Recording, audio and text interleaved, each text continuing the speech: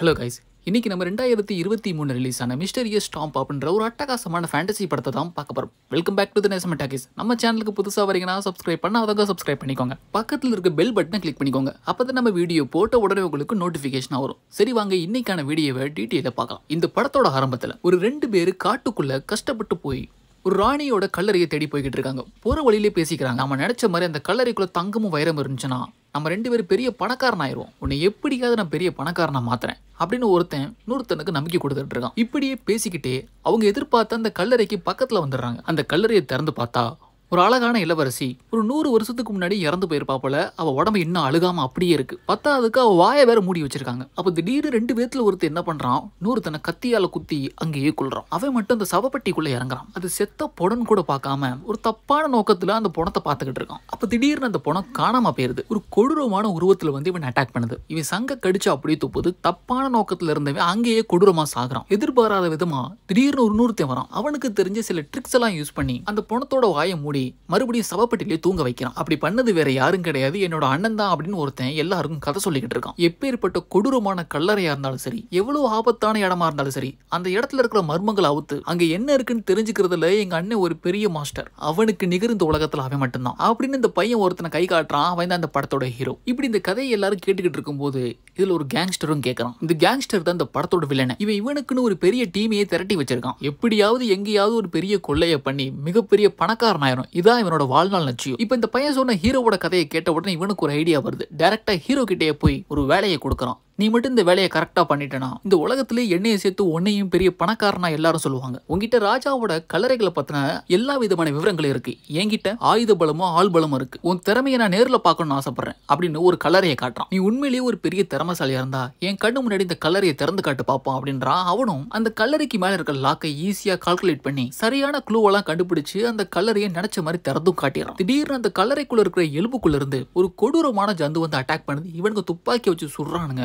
கத்தியை வச்சு வெட்டுறானுங்க, ரொம்ப கஷ்டப்படுறாங்க. கடைசியில் அந்த ஜந்துவை நினைச்ச மாதிரி கொண்டுட்டானுங்க. சரி நாளை பின்ன ஏதாவது வேலை இருந்தவனை கூப்பிட்டு அனுப்புறேன் அப்படின்னு ஹீரோவை அனுப்பி வச்சிடறான் அந்த கேங்ஸ்டர். ஹீரோவும் ஹீரோவோட தம்பி வீட்டுல தனியா இருக்கும்போது தம்பி ஹீரோ கிட்ட ஒரு விஷயத்தை காட்டுறான். அவனுங்க அந்த கல்லறைக்குள்ள சண்டை போட்டுக்கிட்டு இருக்கும்போது அவனுங்களுக்கே தெரியாம அந்த கல்லறைக்குள்ள இருந்து ஒரு புல்லாங்குழல் நான் எடுத்து வந்துட்டேன் அப்படின்னு அண்ணன் கிட்ட காட்ட அண்ணன் இந்த புல்லாங்குழல் 2 பிக்கிறான். அது ஒரு சாதாரணமான புல்லாங்குழல் இல்ல, அதுக்குள்ள ஒரு மிகப்பெரிய சாம்ராஜ்யத்தோட புதையலே எங்க இருக்கிற டீடைல் எல்லாம் புதைஞ்சிருக்கிற ஒரு மேப். இவனுக்கு தான் அந்த மேப்பை எடுத்துட்டு வந்துட்டாங்கன்னு எப்படியோ தெரிஞ்சுக்கிட்ட ஒரு பொண்ணு அந்த மேப் எடுக்கிறதுக்காக ஹீரோவையும் ஹீரோவோட தம்பியும் கத்தி முனையில மிரட்டிட்டு அந்த மேப்பை புடுங்கிட்டு போயிடுறான். வீட்டுக்கு வெளியே அந்த பொண்ணு வந்து பாக்குறா. இவனுங்களுக்கு முன்னாடியே மூக்கு வேத்த மாதிரி அந்த கேங்ஸ்டரோட டீம் வந்து நிக்கிறானுங்க. உன் தம்பி அந்த ஃப்ளூட்டை எடுத்துட்டு வர்றப்பயே எனக்கு எல்லாமே தெரியும். அதுக்குள்ள ஏதோ ஒன்று இருக்குன்னு நினைச்சுதான் இங்க வந்து பார்த்தேன். நினைச்ச மாதிரி அங்க ஒரு மேப்பும் கிடைச்சிருக்கு. உன்னை பத்தி நான் சொல்லி ஆகணும், நீ யாருன்னு எனக்கு நல்லா தெரியும் அப்படின்னு அந்த கேங்ஸ்டர் அந்த பொண்ணை பத்தி சொல்ல ஆரம்பிக்கிறான். இந்த நாட்டுல எங்க கல்லறை இருந்தாலும் அந்த ராஜாக்களோட கல்லறையை பாதுகாக்கிற பரம்பரையை சேர்ந்த ஒரு முக்கியமான பொண்ணு தான் நீ. ஒன்னு மாதிரி ஆளுகளும் என் டீம்ல இருந்தா எனக்கு பக்க பலமா இருக்கும். ஒன்னு என் கூட நீ டீம்ல சேரணும், அப்படி இல்ல நான் இங்கேயே நீ சாகணும். எப்படி வசதி அப்படின்னு கேங்ஸ்டர் மிரட்ட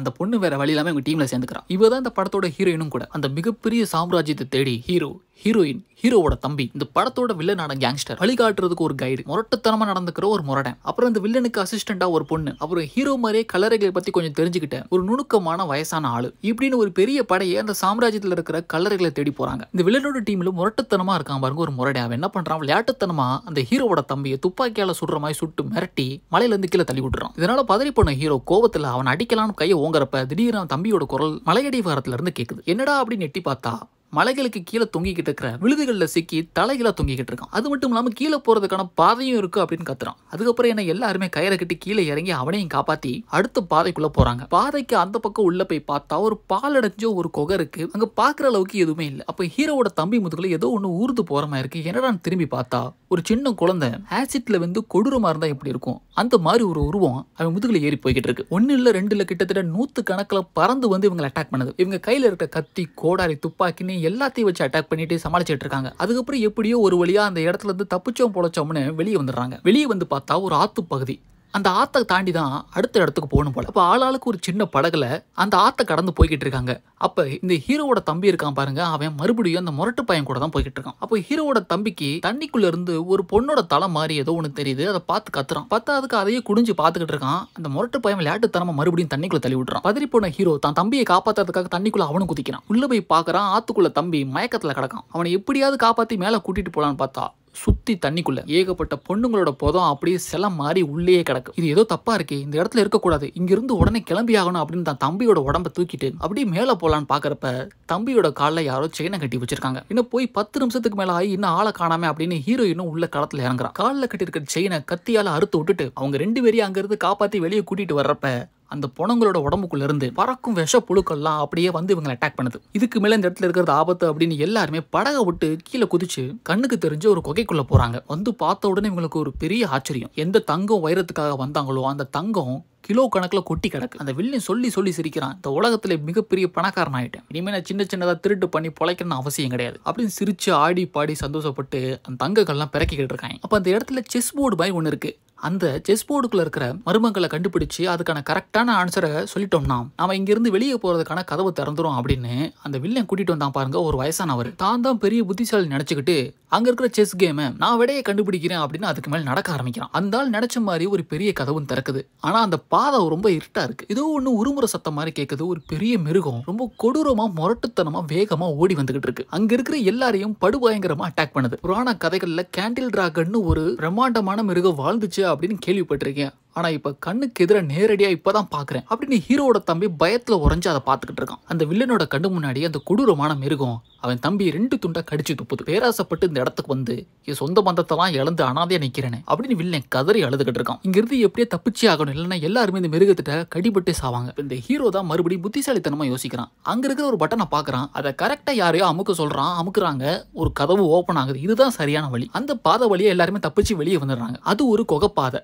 அந்த குகைப்பாதை திடீர்னு இடிஞ்சு விழுக ஆரம்பிக்குது. அந்த இடிபாடுகள்ல ஹீரோவோட தம்பிக்கு ரொம்ப ஒருத்தன் குடைச்சல் கொடுத்துட்டே இருப்பான். ஒரு முரட்டுத்தனமான ஆளு அவன் கொடூரமா அங்க மாட்டி இவங்க எல்லாரும் கண்ணு முன்னாடி ரத்த வாந்தி எடுத்து சாகுறான். மிச்ச மீதி உயிரோடு இருக்கவங்க எல்லாம் 100 இடத்துக்கு தப்பிச்சு போறாங்க. அந்த இடத்துலயும் அந்த வயசான ஆளு கையை வச்சுட்டு சும்மா இல்லாம அங்க இருக்கிற ஒரு பட்டன் அமைக்கி விட்டுறான். அந்த இடமே 2ஆ பொளக்குது. அதுல அந்த வயசான ஆள் மட்டும் தனியா போயிடுறான். திடீர்னு எங்க இருந்தோ பாஞ்சு வந்த அம்புகள்லாம் அவன் கழுத்துல சொருகி அந்த வயசானோட கதையை அங்கேயும் முடிக்குது. இதுக்கு மேல இந்த இடத்துல இந்த கல்லறையை தேடியும் எந்த தங்கத்தை தேடியும் போக வேணாம். நம்மள மிச்சம் மீது உயிரோட இருக்கிறவங்களோட உயிரையாவது நம்ம காப்பாற்றணும். எல்லாருமே திருப்பி வந்த பாதை வழியா எப்படியாவது வெளியே போயிருவோம் அப்படின்னு வில்லன் கூட வந்த சில பேர்லாம் சொல்றாங்க. உடனே வில்லனுக்கு பயங்கரமா கோவம் வருது. இந்த இடத்துல நம்ம தங்கத்தை எடுக்கிறதுக்காக என் கூட வந்த பல பேர் இறந்து போயிருக்காங்க. அதுல என் கூட பிறந்த தம்பியும் ஒருத்தன். இத்தனை பேர் அனாமத்தா இறந்து போயிருக்காங்க.